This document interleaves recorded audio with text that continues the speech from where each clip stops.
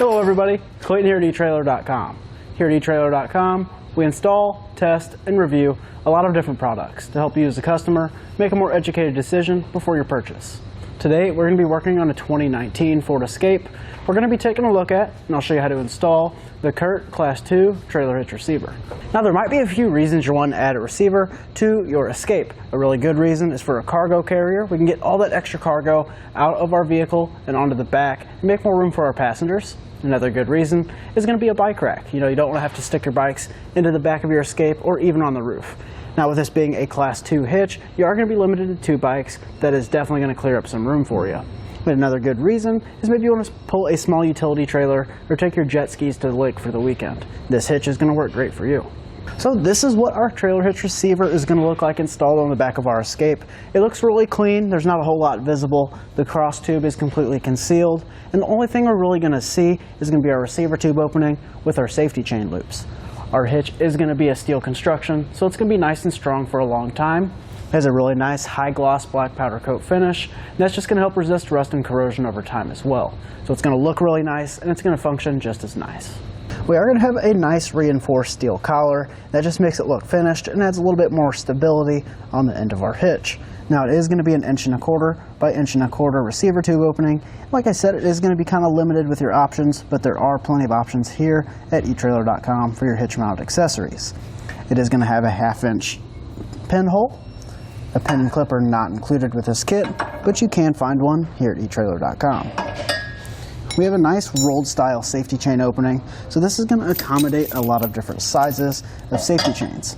As you can see, our clevis hook fits on there nicely. It's going to be pretty much the biggest option anyone's going to run, so it is going to work with those different safety chains. Now I'll get some measurements for you just to help you understand where the hitch is going to sit on your Escape at home. So the measurement from the ground to the uppermost part of our receiver tube opening is going to be right about 14 inches. Now you just want to keep that in mind if you are using a ball mount. That way if you want to keep it in the rise or lower position.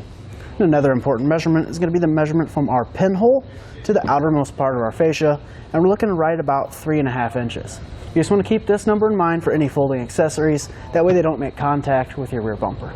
And as far as our weight capacities are concerned, we are going to have a 350-pound tongue weight rating.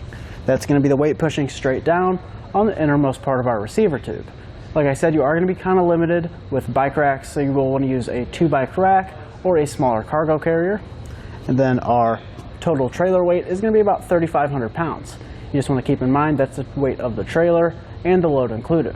And it's always a good idea to check with your Escape's owner's manual and make sure that those numbers match. And if they are different, go with the lowest number between the two. And in terms of installation, getting the hitch installed on our Escape really isn't too bad. It's just kind of a tight fit. We only had to do minor trimming to a hole. With that being said, I'll go ahead and walk you through how to get it installed now. To start our installation, we're going to be working in the rear of our Escape. We're going to want to lower down our exhaust. There's going to be 2 13mm bolts on each side.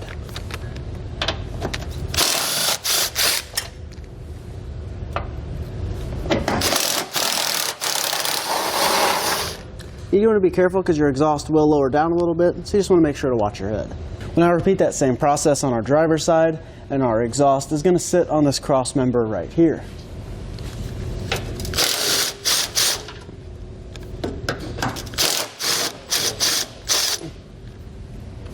As you can see, we have a little bit of play.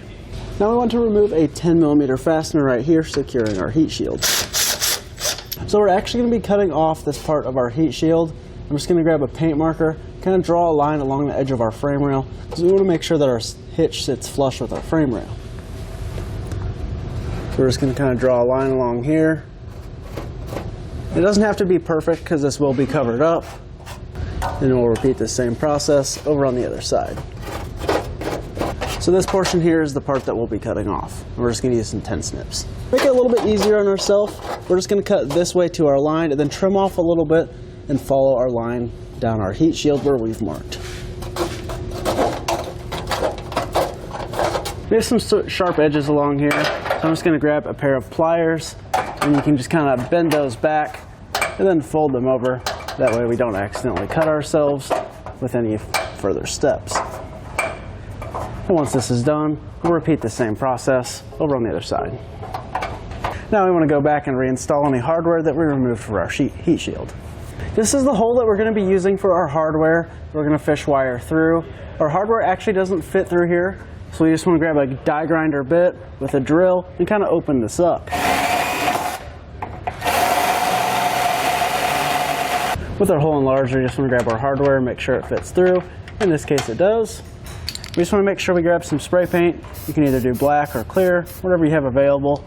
Just spray that on there to keep it from eroding. Now we'll repeat that same process on the other side. We're going to be using this hole here, and the one that we enlarged for our hardware. Now we want to grab the coiled end of our fish wire. We're going to put the coiled end through this hole, then kind of feed it down, and then we will pull it out of the hole that we enlarged for our hardware. You might have to add a bend or two to help get that coiled end through the hole. With the coiled end through, we want to slide on our spacer block and thread on our carriage bolt provided. Now when you're doing this, you want to be careful not to let the fish wire pull out. We'll give a little bit more slack and push our spacer block through. And then we can actually feed our carriage bolt in backwards. That way we know it's going to fit through the opening.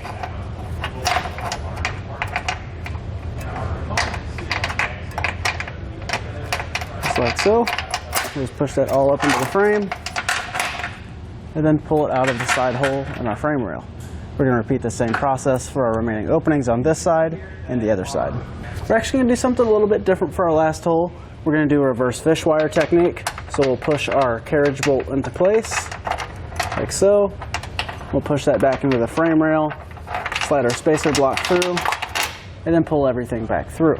This is going to be a lot easier than trying to fish it through the top. This is kind of our only option for this hole. Now we'll do the same process on the driver's side. So as you can see, there are 4 holes on the bottom of our hitch.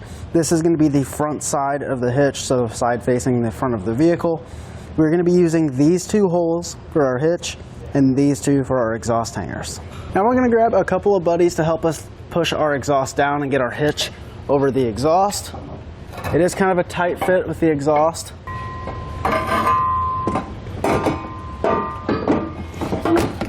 And then we want to take our fish wires and feed them through the corresponding holes in our hitch. And we can raise our hitch up. And with our hitch in position, we can pull our hardware through the holes.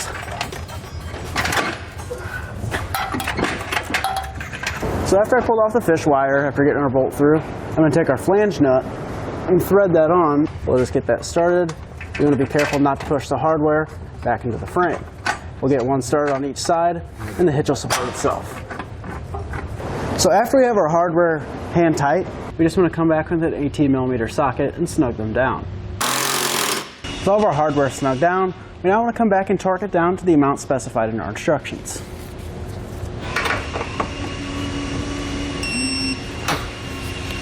We'll repeat that same process for our remaining hardware. Our kit is also going to come with these smaller bolts with small flat washers. We'll slide those through like that. We're going to use these to refasten our exhaust hangers. So you just want to grab our exhaust hanger.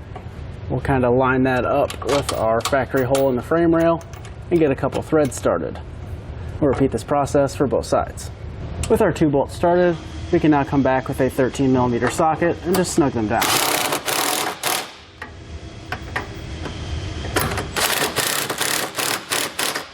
Repeat that same process on the other side. I just want to come back and tighten down these exhaust hanger bolts to this amount specified in our instructions.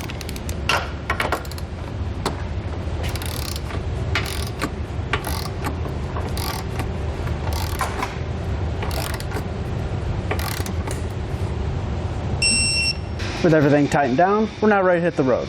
That's going to do it for our look at and the installation of the CURT Class 2 Trailer Hitch Receiver on our 2019 Ford Escape.